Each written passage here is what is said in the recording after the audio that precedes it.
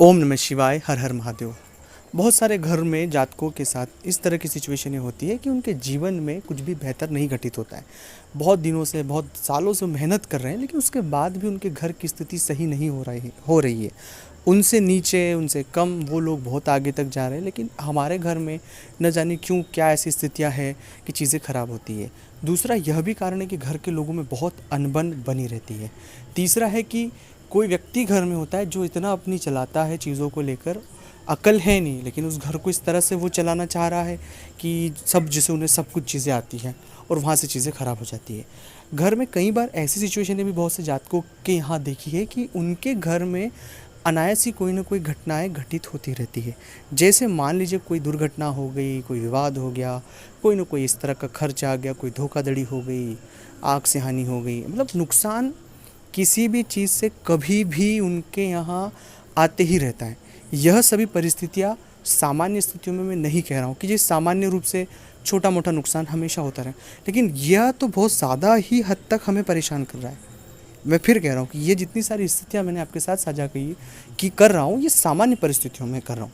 और अगर जो परिस्थितियाँ मैं आपको बता रहा हूँ या आपसे जुड़ी हुई है, जिसमें आप इंक्लूड हो या आपके साथ ऐसा हो रहा है, आपके आसपास किसी व्यक्ति के साथ इस तरह की चीज़ें हो रही है, तो यह वीडियो आपको पूरा देखना चाहिए, क्योंकि यह परेशानी तो मेरा बताने का उद्देश्य था ही सही, जिससे आप समझ पाए, लेकिन समाधान सबसे बड़ी बात होती है कि यह परेशानी बहुत महीनों से, कई बार पीढ़ियों तक चलती है और व्यक्ति उन्हें समझ नहीं पाता है और बस उन हालातों में गुथ जाता है और वो निकल नहीं पाता है, बहुत परेशान हो जाता है, बहुत हताश हो जाता है, निराश हो जाता है, बहुत बार चीज़ें ख़राब हो जाती हैं।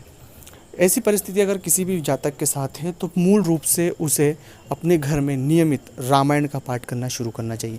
अब मैं ये बात क्यों कह रहा हूँ रामायण का पाठ करने की? जहाँ रामायण का पाठ होता है वहाँ दरिद्रता का नाश होता है। दरअसल घर में बहुत ज़्यादा नकारात्मकता होने की वजह से बहुत ज़्यादा नेगेटिव वाइब्रेशन हमारे घर में हो जाता है।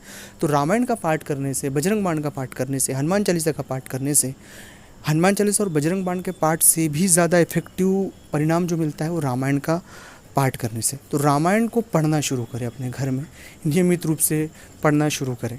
अब जब आप रामायण पढ़ेंगे तो भगवान हनुमान जी महाराज उसे श्रवण करने आते हैं, और जब हनुमान जी महाराज श्रवण करने जिस घर में आते हैं तो वहाँ पर बहुत सारी परेशानियाँ स्वाभाविक रूप से ख़त्म हो जाती है। ये बहुत, मैं खुद अपने निजी तौर पर भी ये प्रयोग करता हूँ, रामायण का पाठ करता हूँ नियमित रूप से।